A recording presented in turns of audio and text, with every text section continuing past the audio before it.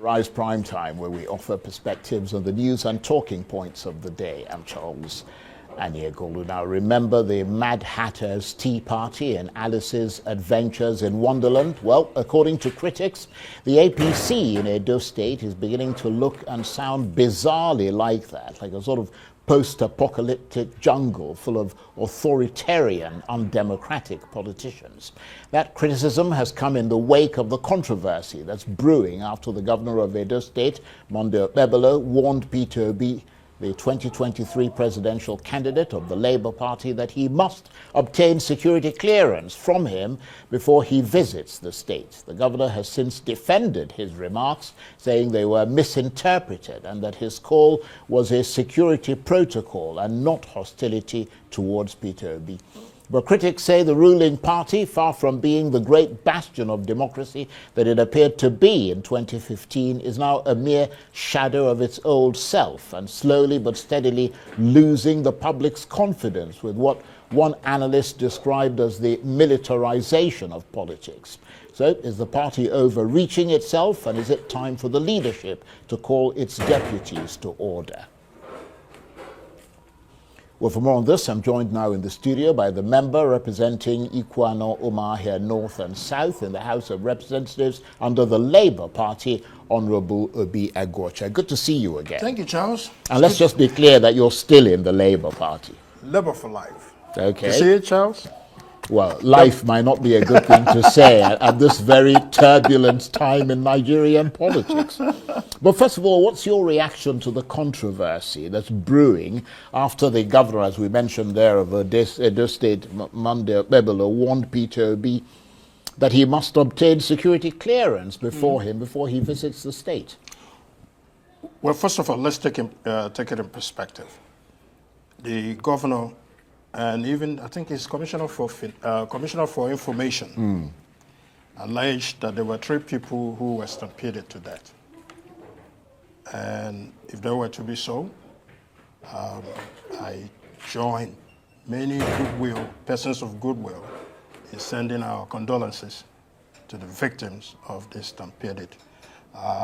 However, it's quite unfortunate that a governor will come out in such a manner, allege a situation, and in alleging that situation, he has not put forth a credible police report, medical report, to ascertain where the incident happened, but rather went on in a campaign-style event to further incite the people, to further even the way he said it is that if Peter Obi comes to Edo State, whatever he says, he will get. That is a clear, incitement to assassination or to murder of Peter Obi. And no matter how you see it from any political perspective, the government at the national and people of goodwill, regardless of their political perspective, ought to call this governor to order, to recant what he said. You can't say that if anybody comes to your place, that whatever he sees, he gets. That means that you are indirectly telling your people that if Peter Obi, if they are in the purview of Peter Obi, they can assassinate Peter Obi, they can murder Peter Obi, and nothing will happen. We're still in a democratic society. Peter Obi has the fundamental right to be in Edo or any other place otherwise minded, and he doesn't require the authorization of the governor to visit. We have a freedom of association as enshrined in our constitution, so it will be important, clearly important, that regardless of the partisan politics that is being played by the governor of Edo, that he cannot incite his people into believing that wherever they see Peter Obi in the vicinity of or the boundary of Edo State, that they can assassinate or murder him. Right. Well, I mean, the governor has defended his remarks, saying they were misinterpreted. Oh, well, that he has no hostility. No, but if you look at the video, if you look at the video where he was in a campaign style, talking to his people about Peter Obi coming to Edo State, and that Peter Obi should require or should inform him before he comes, but that whatever Peter Obi sees otherwise when he comes to Edo State, that whatever he gets, he gets.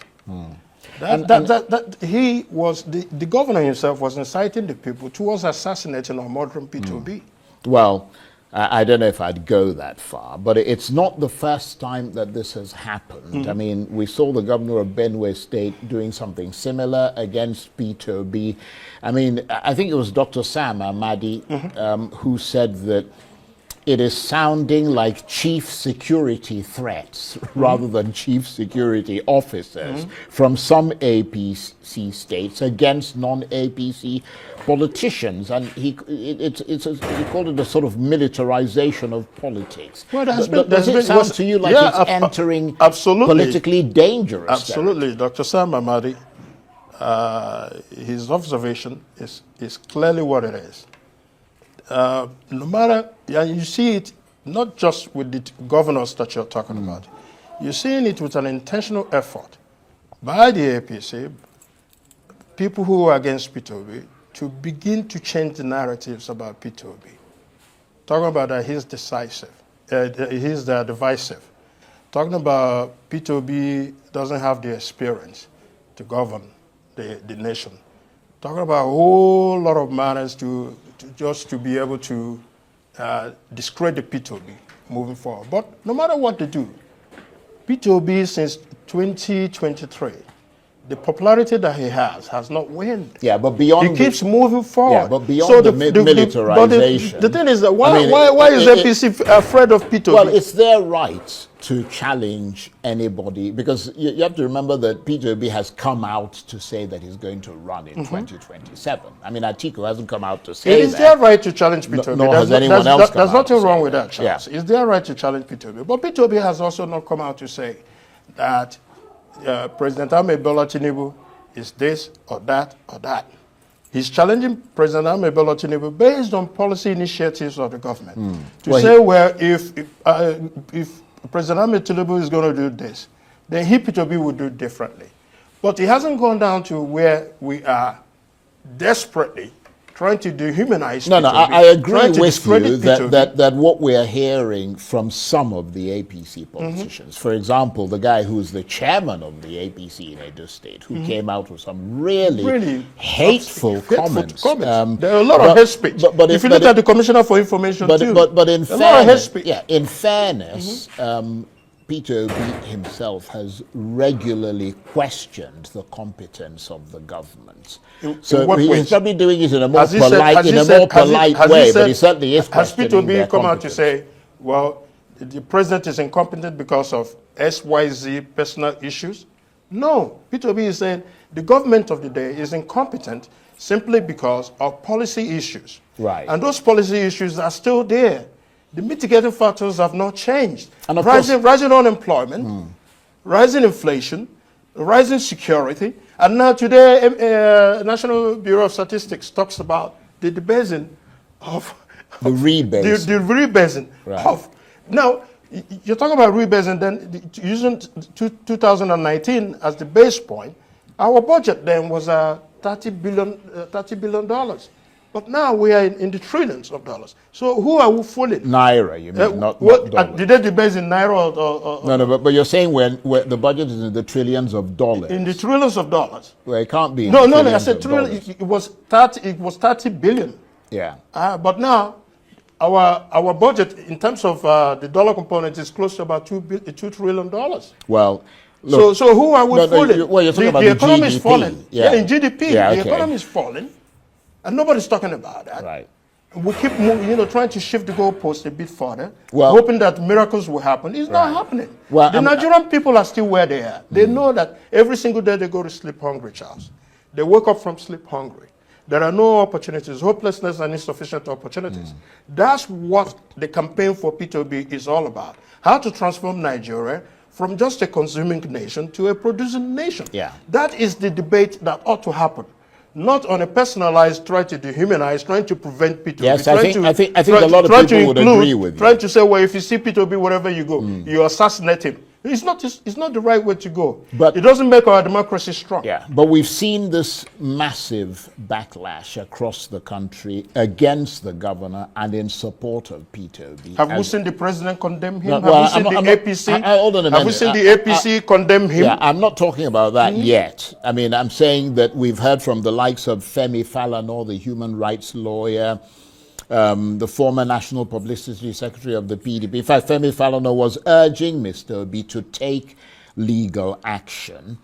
Olisa Metu calling on President Tinubu to caution the governor against what he called undemocratic restrictions on the rights of citizens. What would you advise Mr. Obi to do in the circumstances? In the circumstance, Mr. Obi is a free citizen of the Federal Republic of Nigeria. Whether he is running for president or not is inconsequential.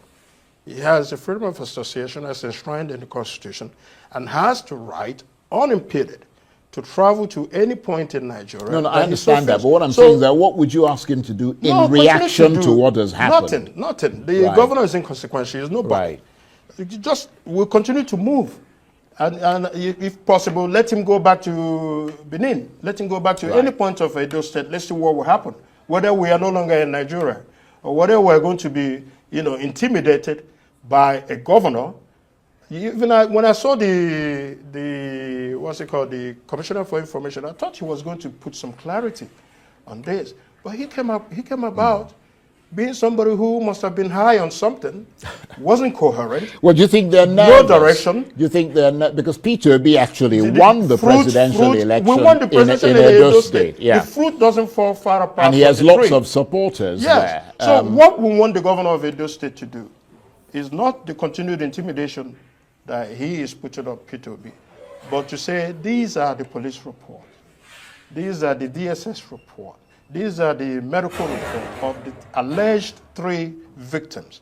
Let's even begin to go from there. But they have not put up anything. Right. Okay. Look, I want to move on very quickly because unfortunately we haven't got that much time left. Let's just turn briefly to some news that came through earlier today showing the vice presidential candidate of the Labour Party in 2023, Yusuf Dati Baba Ahmed, and one of the leaders of the obedient movement, Nana Kazaure, attending a NEC meeting of the Abure faction of the Labour Party. How should we read that? Nothing. There are 2 factions of Labour Party as of today. There's the Nana Usman faction. But that's the faction that's recognized by Peter Obi and the governor that's the faction of Abia State, your state. That's the part recognized by His Excellency Peter Obi. So why would they go to the other side to attend the next meeting? He's entitled to that. He's entitled no, to it's that. not. The issue is not about whether he's entitled to walk on the roof if he he's wants. Entitled to that. If he wants but that's to not go the to, issue. The issue is you have to question why somebody would walk on the roof. No, it's not. It's not in my position to question what. You mean you don't ask yourself questions about why people he didn't consult do things? me. He didn't consult me. He didn't consult me to say, hey, Honorable, I'm going to a meeting. No, I understand that. But what do you make of what he has done? I don't make anything of it. It's just that we have 2 factions of Labour Party, the Aburele faction and the Nana Usman faction. And any member of Labour Party is at will to attend any meetings of any factions. But what I am still hoping is that at the end of the day, Labour Party will come together as one family, resolving their issues and being their veritable platform that it was in 2023 to be in 2027 to move forward. Okay. Well, let's turn to Nnamdi Kanu. At the moment, Mr. Kanu's team filed a no-case submission.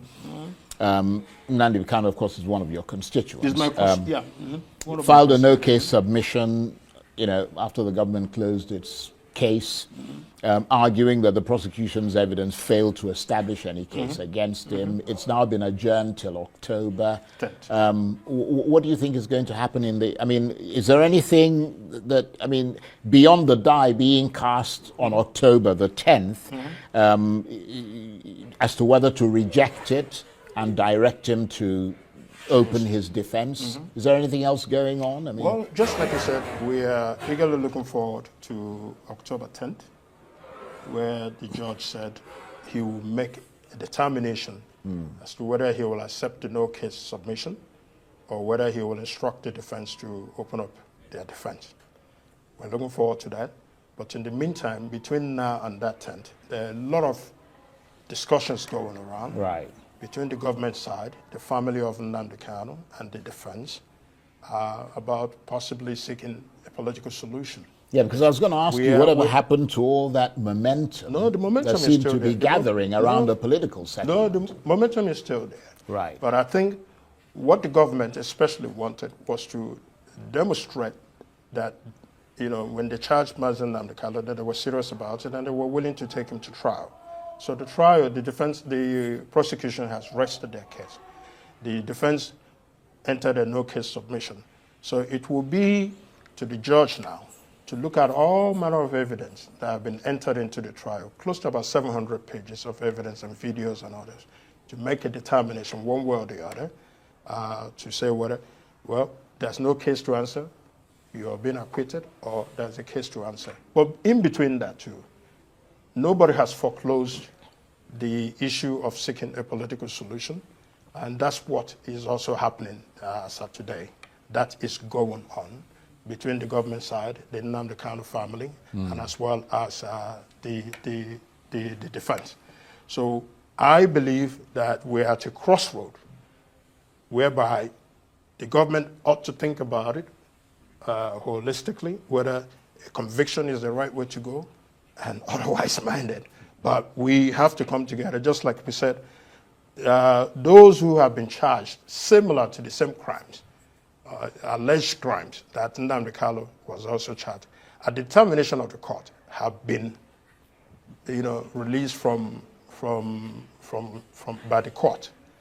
So what happens to Nnamdi Kanu? It appears in Nigeria, the way it is being going, that there appear to be two sets of rules, whereby there's one for every other Nigerian and there's one for the Igbos. And I wouldn't want, especially in the administration of criminal justice, to reinforce that wrongly held perception that the Igbos are not finding it, the Igbos are finding it difficult in the administration of criminal justice. This is an opportunity where the government has to be circumspect in the way they move to ensure that peace and stability in the Southeast, to ensure that Southeasterners are made to be a full community in the project Nigeria. You look at it just yesterday, President appointed about... Very briefly, we've got about 30 seconds. You look at it yesterday, President appointed about 10 persons to the various boards and agencies. The one that included what's his name, Babangida. In all of the list, there's no mention of one Igbo person in those appointments. So we continue to be treated as if we are just basic persons in the project Nigeria, when we are a major tribe, a constitutional tribe in Nigeria, and should be accorded the decency and the respect and the opportunity to participate fully in the project Nigeria. So Nnamdi Kanu starts from that perspective.